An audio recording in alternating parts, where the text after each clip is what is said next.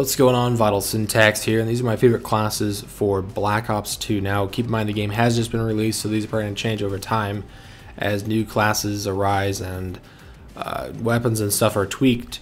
But as it sits right now, it seems like these are the classes that fit my playstyle best, and also ones that I see a lot of other people playing with. It seems like submachine guns are kind of the king in this game, and I usually have at least 2 or even 3 submachine gun classes that just have different submachine guns with the same perks and attachments and things like that. So in this video, I'm going to show you guys one assault rifle class, one submachine gun, one shotgun, and one sniper rifle class. I'm not going to show you guys light machine gun because very few people are using those, just like in every other Call of Duty game. Shotguns typically aren't really used too much either. But in this game, there's lots of close quarters combat, especially compared to the first Black Ops. So I think shotguns are a little bit more viable, and I'll show you guys what attachments and stuff I would use for a shotgun class. So you guys can kind of swap out the weapon you want, but for me, these are the weapons that I found were the best right now. I don't know if they're going to be adjusted, and it also kind of depends on your play style. So anyway, let's go to the first class, which is an assault rifle class with the Type 25. This is a fully automatic gun.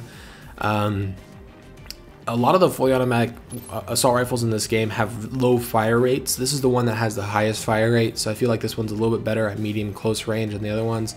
And like I said, there's lots of close range combat, so I think this is probably the best assault rifle, at least for my play style. I like to use a red dot on this one because the iron sights are kind of intrusive. The grip is going to make you ADS faster, like Sleight of Hand Pro or Quick Draw from previous Call of Duty games. And the foregrip is going to help you be a little bit more accurate because this one isn't the most accurate because it's higher fire rate. So let's move into the perks. I like to use Flakjack in almost all my classes. Number one, it allows you to kind of avoid claymores and bouncing betties. But number two is that if you're trying to be a long range or medium range guy with an assault rifle and somebody's using a shotgun or a submachine gun and he can't outshoot you, he's probably going to throw grenades. So with the sniper rifle or long range assault rifle, I always like to use a Flakjack to basically survive grenades and whatnot. And now I have a second first tier perk because I'm using the perk 1 Greed wild card, which allows you to have 2 of whatever perk you choose. And I'm going to use Ghost as well. Now I've talked about Ghost in my previous video, how they've changed that a little bit, but it still seems like it's a really good option because at least right now everybody's running UAV. I don't know if that's just because it's one of the default ones and people haven't unlocked. I'm guessing that's probably one of the reasons, but even later on I expect a lot of people are starting to be running UAVs, and that's going to obviously counter that. Perk 2 is Toughness. Now this is kind of interesting. It's going to give you a decreased flinch, and it's quite a bit of a decreased flinch. So I guess it's kind of like, I think, Hardened Pro from previous games where you flinch less, and especially with a sniper rifle, I'll show you guys later, where each shot is super important. It's very important that you're not flinching and missing your target. For the perk 3, I like to use Attack Mask. It seems like they've increased the effectiveness of concussion grenades and flash grenades in this game. For example, the concussion or stun grenades, I mean, when I get hit with them on the PC, I don't know maybe if it's the difference between the mouse and the joystick, I can't move at all. Like, I guess I don't know. It feels different than the previous Call of Duty games where I could at least move a little bit. And this one, it's just like you're completely frozen for a couple seconds. Anyway, let's move on to the next class here. This is the submachine gun class, and I'm using the PDW 57. Now, I like this submachine gun over the other ones for a couple of reasons. Number one, it has a really large magazine. It's a 50-round magazine. Number two, it has a pretty good high fire rate. It's kind of balanced all around in other areas like damage and range and things like that. But on top of that, it also reloads really quickly. It has a top-loading magazine, kind of like a P90, and it just reloads almost instantly. It's really nice. And then for attachments, I like to use the laser sight on almost all submachine guns because hip fire on a submachine gun is just amazing, especially when you have rapid fire, which is also one of the other attachments I like to use. And long barrel actually gives you more damage and more range, so that's obviously something that you want to grab for your submachine guns. Alright, so let's move on to the perks.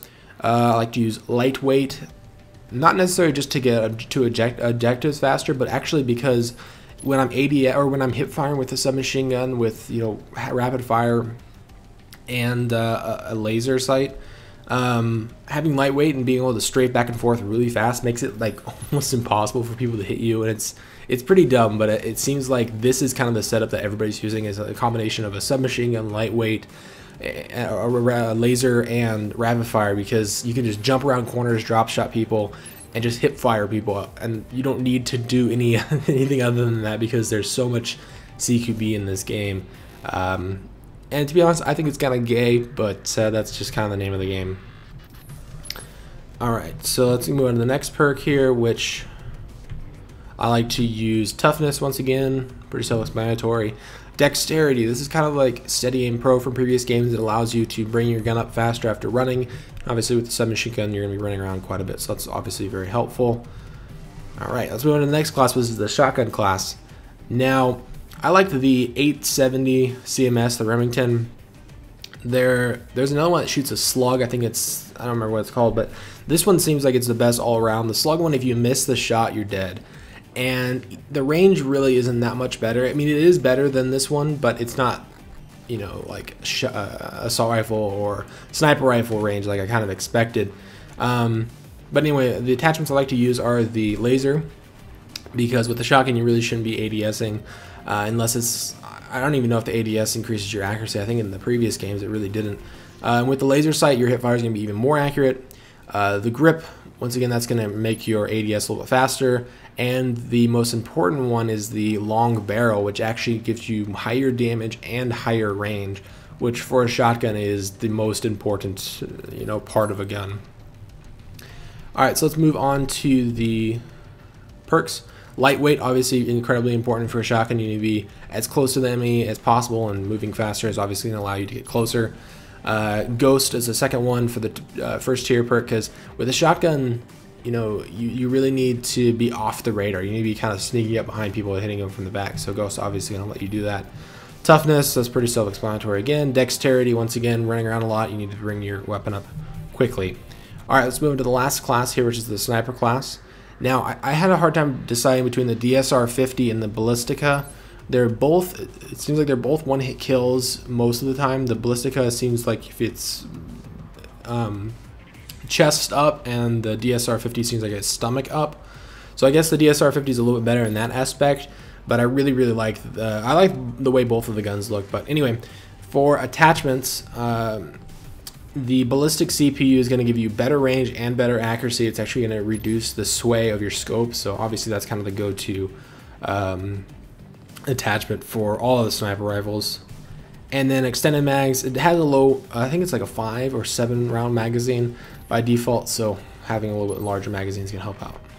Alright, now this is the only class I like to use a secondary on. Once again, this is just set up for my play style. I typically don't use my secondary weapon, so if you're somebody that does, you might want to swap something out for a secondary weapon on other classes. But for this class, I'd like to use the B23R, which is a 3-round burst pistol, and this and the KAP-40, which is a fully automatic pistol, seem like they're the two best options up close.